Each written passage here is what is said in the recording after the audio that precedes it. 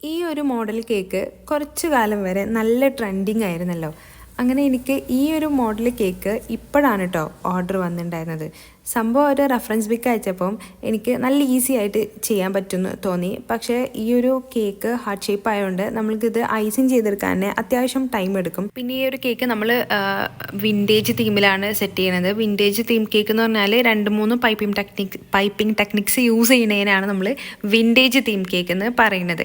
അപ്പോൾ ഇത് അത്ര എളുപ്പം ഉണ്ടായിരുന്നില്ല കേട്ടോ. നമ്മൾ ഈ ഫോട്ടോയിൽ കാണുന്ന പോലെ ഇങ്ങനത്തെ കേക്ക്സ് നമുക്ക് കുറച്ചധികം ടൈം എടുത്ത് ക്ഷമയോട് കൂടി ചെയ്താലാണ് നമുക്ക് ആ ഒരു നമ്മൾ ഉദ്ദേശിച്ച ആ ഒരു ഫൈനൽ റിസൾട്ട് നമുക്ക് കിട്ടുള്ളൂ.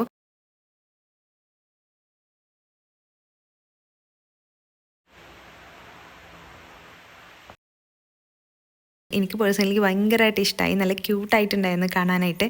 എന്താ നിങ്ങളുടെ അഭിപ്രായം? കമൻറ്റ് ചെയ്യാലോ. അപ്പോൾ ഓക്കെ, ബൈ.